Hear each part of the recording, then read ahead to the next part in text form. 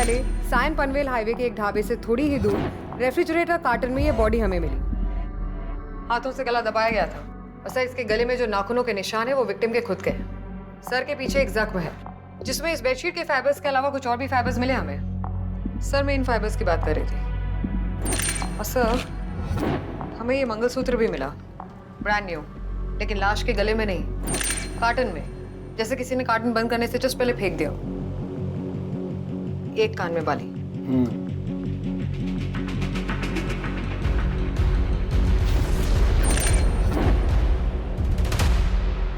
इन बंदरों ने बहुत उत्पात मचाया हुआ है आजकल। सायन की पुलिस कॉलोनी में तो एक 5 बंदरों का गैंग लोगों की किचन्स में घुस के डाके डाल रहा है। BMC should do something. Sir इस औरत का किला खुला घूम रहा है और आप बंदरों की बातें कर रहे हैं। किलर नहीं, किलर्स।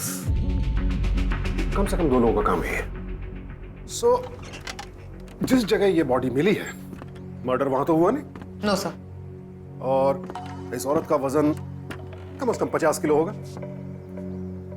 तो इस तरह के बड़े और भारी कार्टन को उठाना एक आदमी के बस की बात तो है नहीं। कम से कम 2 लोग लगे होंगे, जिनमें से एक के पास अपना पिकअप ट्रक या डिलीवरी वैन होना चाहिए, क्योंकि ऐसे केस में किसी अनजान शख्स की गाड़ी के इस्तेमाल का रिस्क कोई भी नहीं उठाएगा। And if I am not wrong, इस रूट पर आना जाना है इन लोगों का, इस एरिया से वाकिफ है ये।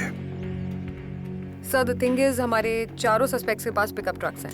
कल्पेश कबाड़ी वाला अब्दुल के फ्रिज का कार्टन खरीदना चाहता था, नीना राशिद अब्दुल की पत्नी, अब्दुल राशिद नीना राशिद का पति, और सचिन मोहिते अब्दुल के बचपन का दोस्त।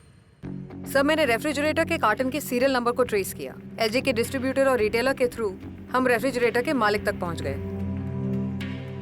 अब्दुल राशिद सर, इसने 10 दिन पहले नया फ्रिज खरीदा था, लेकिन सर जब हम इसके घर पहुंचे तो इसका जनाजा उठ रहा था।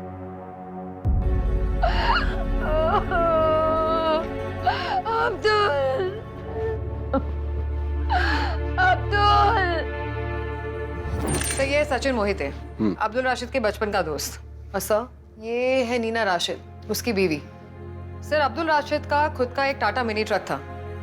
जिस दिन उसने फ्रिज खरीदा था उसी रात उसका एक्सीडेंट हुआ, हॉस्पिटल में एडमिट किया गया, लेकिन सर 4 दिन बाद वो कोमा में चला गया और 7वें दिन ही डाइड। सर अब्दुल राशिद की बेवा विक्टिम को नहीं जानती थी, लेकिन फ्रिज का सीरियल नंबर कार्टन के सीरियल नंबर से मैच करता था। जब उसको कार्टन के बारे में पूछा तो बोली कोई कल्पेश कबाड़ी वाला उठा के ले गया था। सर ये कल्पेश है। सर ये लिहाफ हमें कल्पेश के खोली में मिले।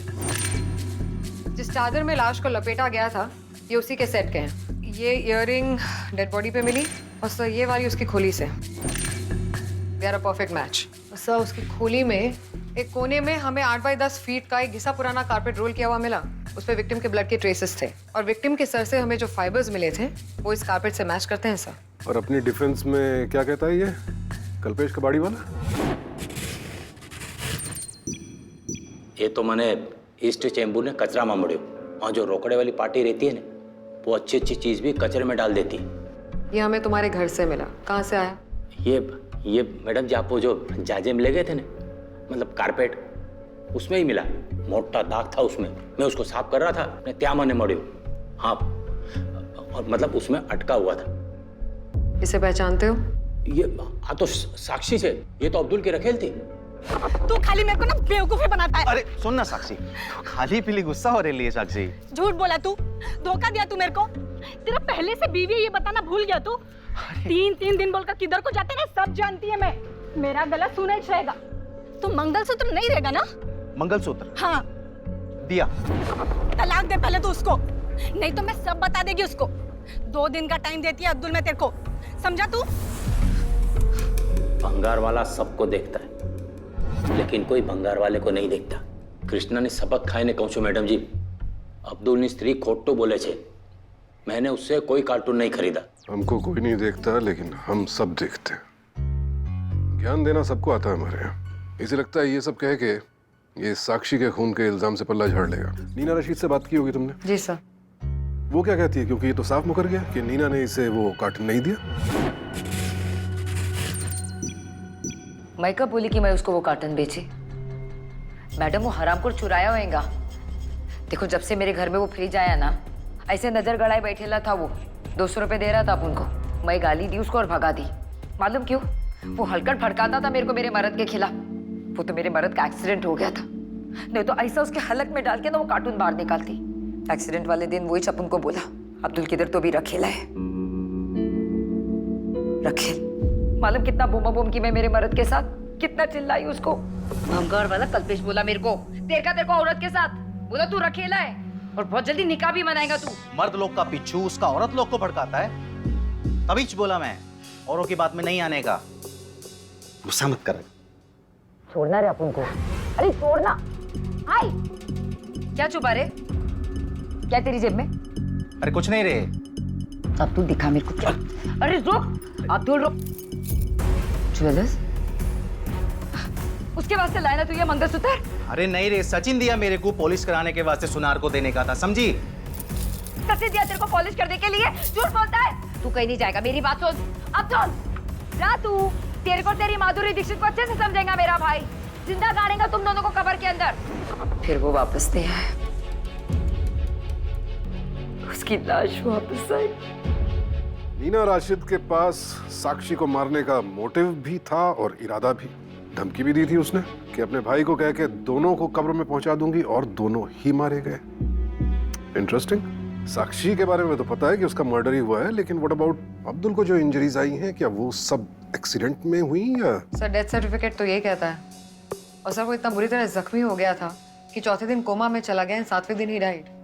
And sir as you know, hospital में इलाज करवा रहा पेशेंट अगर मर जाए तो उसकी ऑटोप्सी नहीं की जाती। लेकिन सर कोमा में जाने से ठीक पहले अब्दुल राशिद का बिहेवियर बहुत अजीब हो गया था। अच्छा। सर उसके बगल के बेड पे जो पेशेंट था उसने अपने फोन से एक वीडियो बनाई थी। हाँ। मैं आपको दिखाती हूँ।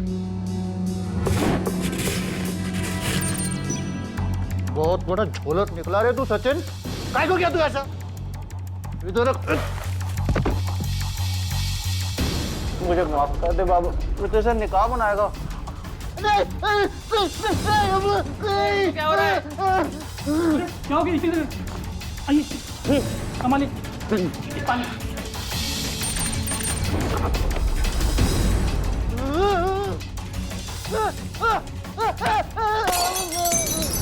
तो अब एक ही सस्पेक्ट बचा है, इसके बचपन का दोस्त सचिन। जी सर। वो क्या कहता है? अब्दुल राशिद का कॉल डेटा जब हमने चेक किया था तो लास्ट कॉल सचिन मोहिते का ही था। करीब रात को 11 बजे कॉल किया था उसने, सिर्फ 19 सेकंड बात चली। और सर सचिन के पहले साक्षी का कॉल आया था जो 3 सेकंड में कट गया, और सर उसके ठीक 5 मिनट बाद सचिन का कॉल आया था।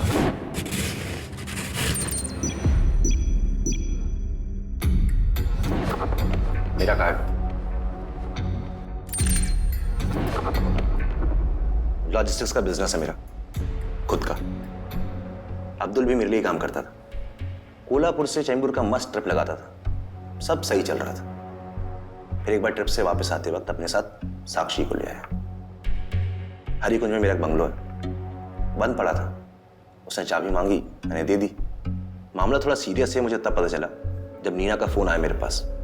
रो रही थी, बोली अब्दुल के पास कोई मंगलसूत्र मिला है, तेरा है क्या, या अब्दुल का कोई लफड़ा चल रहा है। भाई मैडम, मैंने बात की उसे और समझाया, पर मुझसे रहा नहीं गया। कैसी बात कर रहे ले भावा? ऐसे कैसे छोड़ देगी मैं उसको? मेरा क्या कोई फीलिंग नहीं है? और आप भाव आज मेरे को समझाने को आया, आपने भी पहले काहे को नहीं बताया मेरे को? क्यों पहले से बीवी है उसका? आपका भी कसूर है।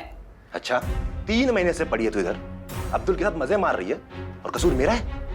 शादी मटेरियल नहीं है तू। भाव क्या भाव है? मंगलसूत्र चाहिए, छिनाल साली। निकल जाइए मेरे घर से आप। मैडम, मेरे घर से मेरे को निकालने की धमकी दी। दिमाग घूमा मेरा। मैंने अब्दुल को फोन लगाया और बोला भाई बहुत हुई तुम लोग की नौटंकी, अभी कभी लेके जाए इसको यहाँ से।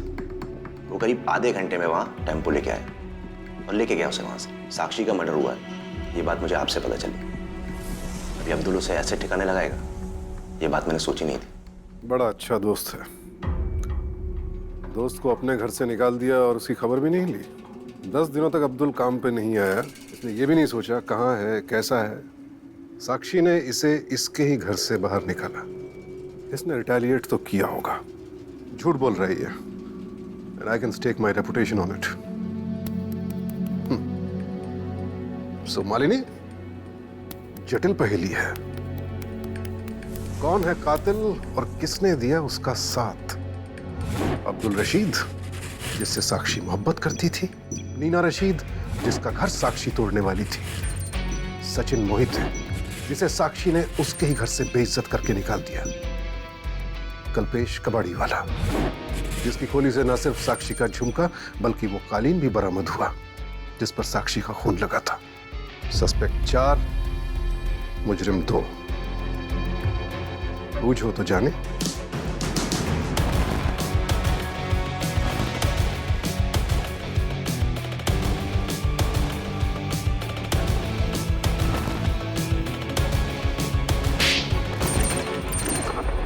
क्या लगता है आपको कातिल कौन है? देखो इसे, He's hallucinating। मुंह से लार टपक रही है, पानी से डर रहा है, क्लासिक सिम्टम्स ऑफ रेबीज। लेकिन चूंकि हॉस्पिटल में एडमिट हुआ था एक्सीडेंट में जख्मी होने के बाद, इसलिए किसी ने रेबीज के बारे में सोचा ही नहीं। ये काटने का निशान देख रही हो? हाँ सर। बंदर ने काटा है। बंदरों से भी रेबीज फैलती है, और अगर इसे बंदर ने काटा था तो इसका मतलब साफ है कि जहां तुम्हें वो कार्टन मिला, लाश मिली, ये वहां मौजूद था। मतलब सर कातिल मर चुका है?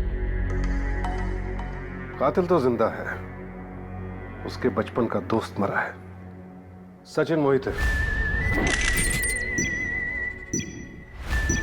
इसके हाथ पर भी ठीक वैसा ही निशान है, मतलब बंदर ने इसे भी काटा था, which means उस जगह कार्टन उठाकर ये दोनों वहां गए थे। But sir, how can you be so sure that he's the killer? ये भी तो हो सकता है ना कि सचिन सिर्फ अब्दुल की मदद कर रहा था। हो तो कुछ भी सकता है, बट आई एम श्योर ये अब्दुल को बलि का बकरा बना रहा है।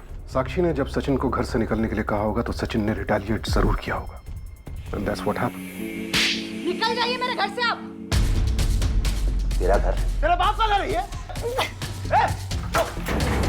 3 सेकंड में कोई ढंग से हेलो भी नहीं बोल पाता है, तो फिर साक्षी अब्दुल को 3 सेकंड का कॉल क्यों करेगी? इसने रिटेलिएट किया, ये साक्षी पर झपटा, साक्षी के हाथ से फोन गिरा और कॉल कट गया। That's why 3 seconds।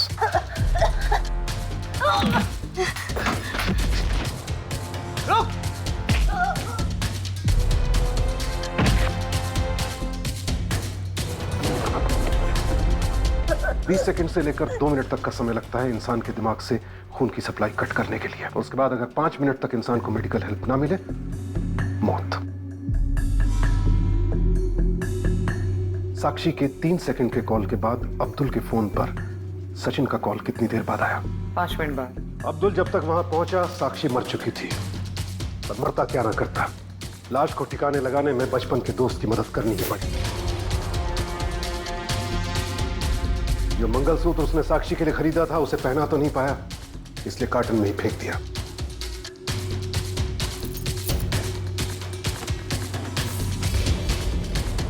Chembur Kolhapur के रूट से ये दोनों वाकिफ थे, इसीलिए वहां गए। लेकिन इन्हें यह नहीं पता था कि अब वहां एक बंदरों का झुंड भी रहता है। बंदरों ने इन पर हमला किया और ये दोनों कार्टन वहीं छोड़कर भागे। लेकिन सर अगर दोनों साथ गए थे तो एक्सीडेंट सिर्फ अब्दुल का कैसे हुआ? साथ गए जरूर थे, वापस साथ नहीं आए, दोस्ती खत्म हो चुकी थी।